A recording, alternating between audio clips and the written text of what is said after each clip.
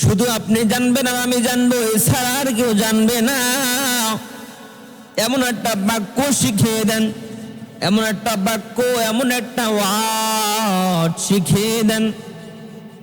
আল্লাহ রাব্বুল আলামিন বললেন, মুসা তাই নাকি? তাই নাকি? তাহলে শোনো, লা ইলাহা ইল্লাল্লাহ, লা ইলাহা ইল্লাল্লাহ, এইটা হচ্ছে তোমার জিকির বাক্য, ওয়ার্ড।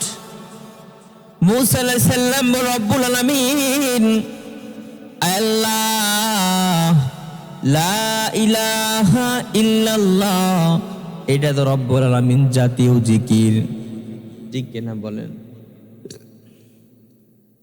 আল্লাহ রব্বুল আলামিন লা ইলাহা ইল্লাল্লাহ, এটা তো জাতীয় জিকির। প্রত্যেক নবীগণ এই জিকির করেছে, প্রত্যেক নবীর উম্মতেরা লা ইলাহা ইল্লাল্লাহ জিকির করেছে। লা ইলাহা ইল্লাল্লাহ মুসা কালিমুল্লাহ, লা ইলাহা ইল্লাল্লাহ ইব্রাহিম খলিলুল্লাহ, আবার লা ইলাহা ইল্লাল্লাহ মুহাম্মাদুর রাসূলুল্লাহ। রব্বুল আলামিন এই জিকির তো সবাই করেছে, আমিও কি এই জিকির করব? রব্বুল আলামিন আমার ভালো একটা বাক্য, দামিওয়ালা বাক্য, শুধু আপনি আর আমি জানবো, এমন একটা বাক্য ওয়ার্ড শিখিয়ে দেন। আল্লাহ রাব্বুল আলামিন বললেন, মুসা, ও মুসা, এই দুনিয়ার ভিতরে, এই দুনিয়ার ভিতরে এর চাইতে দামি বাক্য আর হয় না, এই চাইতে ওজনওয়ালা বাক্যওয়ালা, এর থেকে ওজন বেশিওয়ালা কোনো দামি বাক্য হয় না।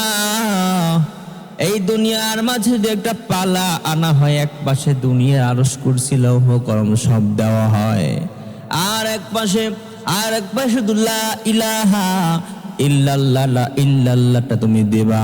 দেখবা লা ইলাহা ইল্লাল্লাহর কালিমার পালাটাই জোরে ভারী হয়ে যাবে। জোরে বলেন সুবহান, আরো জোরে বলেন না, বলেন সুবহান। লা ইলাহা ইল্লাল্লাহ জিকিরটা অনেক দামি, অনেক দামি রে বাজান, অনেক দামি। লা ইলাহা ইল্লাল্লাহ বলবেন, হাঁটতে চলতে খাইতে ফিরতে সময় পাইলে শুধু জিকির করবেন কার? জোরে বলেন, জিকির করবেন কার? আল্লাহ রাব্বুল আলামিন বলেন, যার ভিতরে জিকির নাই ওই মানুষটা মুর্দা, ওই মানুষটার মুর্দা। মানুষের বাম দুধে 2 আঙ্গুলের একটা কলব আছে, একটা গোস্তের টুকরা আছে। ওই গোস্তের টুকরা যদি ভালো থাকে, আর গোস্তের টুকরা ভালো থাকলে প্রত্যেকটা মানুষ বডি সব ভালো হয়ে যায়, ভালো থাকে মানুষটা। আর যদি বাম দুধে 2 আঙ্গুলের সে কলব, গোস্তের টুকরা খারাপ হয়, পুরো মানুষটা ওয়াল বডিটা খারাপ হয়ে যায়। আর যদি যার কলব জিকির নাই, যার কলবে ভেতরে কোনো জিকির নাই, ওই মানুষটা অনেক খারাপ হয়ে যায়, ভালো হয় না।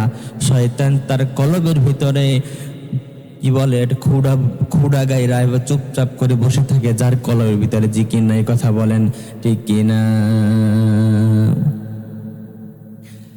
যখন কামারের কাছে যাবেন, ছুরি বড়ি চাপাড়ি দাঁড়িয়া যখন যান, যখন আপনি যান ওই কি বলে পাইন দেওয়ার জন্য, ধান দেওয়ার জন্য, তখন দেখবেন তার কাছে আলাদা একটা র‍্যাত থাকে। ওইটা আগে আগুনে পোড়ানোর পরে, পিটানোর পরে, তখন দেখবেন ওইটা দিয়ে ধার দেয়, আছে না নাই? ওইটা দিয়ে ধার দেয়। ধার না দিলে সমস্যা হয়, ধার হয় না, ওঠে না, পাইন হয় না ভালো করে না। ওনার কাছে র‍্যাত থাকে, র‍্যাতের মাধ্যমে ঘইষা ধার দেয়। আল্লাহ রাব্বুল আলামিন বলো, এরকম ঠিকই কলব এটা ধার আছে। কলব খারাপ কাজ করতে করতে মরিচা পড়ে যায়, জং পড়ে যায়, গুনাহ কালা হয়ে যায়। কলব পরিষ্কার করার জন্য, এই বাম 2 আঙ্গুল নিচে গোস্তের টুকরা পরিষ্কার করার জন্য একটা পরিষ্কার করার জন্য একটা প্রয়াত আছে, সেটা হচ্ছে রব্বুল আলামিনের জিকির, লা ইলাহা ইল্লাল্লাহ, জোরে লা ইলাহা ইল্লাল্লাহ, ঠিক কিনা বলেন? রব্বুল আলামিনের জিকির ছাড়া কোনো গতি নাই। ও বাবা, ও বাবা, সরমুনার হুজুর কারি সাহেব রাহমাতুল্লাহ আলাইহি বলেন, তার সফর সঙ্গী অনেক দিন যাবত তার সাথে থাকেন, তার সাথে অনেক দিন যাবত থাকেন রে বাদান। একদিন হঠাৎ করে বলল, তুমি আজকে বাসায় চলে যাবা, আজকে তুমি থাকবা না। সেই হুজুরের খাদেম বলতেছে, আমাকে তো কখনো বলেন নাই যে তুমি আজকে চলে যাবা, কিন্তু আজকে হঠাৎ করে বলতেছেন কেন? হঠাৎ করে চলে যাইতে বলতেছে কেন? এটা কথা বলার অনেক সময় পরে মনে পড়েছে, অনেক সময় পরে মনে পড়েছে। তিনি এটা বুদ্ধি খাটাইলো, আমার তো থাকতে নিষেধ করেছে, হুজুরের কাছে এখানে নিষেধ করেছে, তাহলে আমি বাগানের ভিতরে থাকবো। আজকে হুজুরে আমার কেন যাইতে বলছে, এইটা আমি আজকে ফলো করব, দেখবো কি জন্য আমাকে যেতে বলেছে। তিনি বারসার যাওয়ার ভান ধরিয়া এই যেখানে হুজুর থাকে ওখানে পার্শ্ববর্তী এক জায়গা বাগান ছিল, সেই বাগানে অবস্থান করেছে। সেই বাগানে অবস্থান করার পরে প্রায় 2-3 ঘন্টা পরে হুজুর যখন রুমের ভিতরে থেকে বের হয়ে, যখন বাসা থেকে বের হয়ে যখন মসজিদে আসলেন, 2-3 ঘন্টা পরে যখন সেই লোকটা আসলো, আয়েশা যখন মসজিদের ভিতরে অবস্থান করলো, 2-3 ঘন্টা পরে সেই বাগান থেকে সেই লোকটা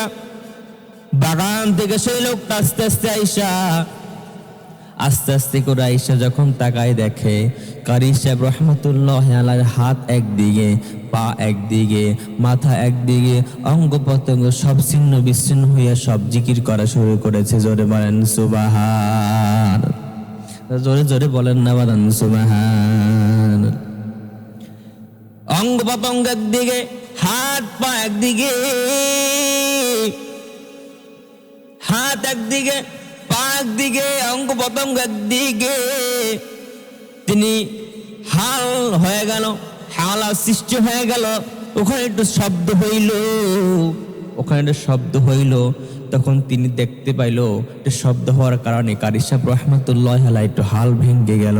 তাকায় দেখে তার খাদেমকে, তোমাকে না যাইতে বললাম বাসায়, তোমাকে না যাইতে বললাম বাসায়, তুমি কেন যাইলা না? তা বলতেছে, হুজুর আজকে কতদিন ধরে আমি এই জায়গায় থাকি, কখনো যেতে বলেন না, আজকে কেন যাইতে বললেন? তবে আজকে আমি এই জায়গায় থাকি নাই, বাগানের ভিতরে থাকছি, আপনার কথা অমান্য করি নাই। আমি দেখতে আসলাম আপনার কি অবস্থা, আপনি কিসের জন্য আমাকে যাইতে বলছেন। আমি তখন দেখতেছি হুজুর আপনার হাল ওইটা গেছে, অঙ্গ প্রত্যঙ্গ একদিকে, হাত একদিকে, পা একদিকে, মাথা একদিকে, এবার পা একদিকে, মুন্ড একদিকে, সব জিকির করতেছে, লা ইলাহা ইল্লাল্লাহ, লা ইলাহা ইল্লাল্লাহ জিকির, এরকম জিকির করতেছেন। হুজুর আমার মাফ করে দেন, আমি দেখার জন্য আই এম এক্সট্রিমলি সরি। এই জন্য বলি বাদান, জিকির ছাড়া কোনো গতি নাই, কথা বলেন ঠিক কি না? শয়তান কি তো পেশে পড়তেছে, ভিতরে ওত পেতে খোঁড়া মেরে বসে আছে আমাদের কলবের ভিতরে। আমাদের কলমের ভিতরে শুধু মরিচা পড়া, ভিতরে শুধু জং পড়া, মরিচা পড়া। সে রাত দিয়ে ধারালো অস্ত্র ছাড়া, রাতের মাধ্যমে ছাড়া আমাদের কলব পরিষ্কার হবে না, কথা বলেন ঠিক কিনা? লা ইলাহা ইল্লাল্লাহ জিকির করবেন, লা ইলাহা ইল্লাল্লাহ জিকির ছাড়া কোনো গতি নাই।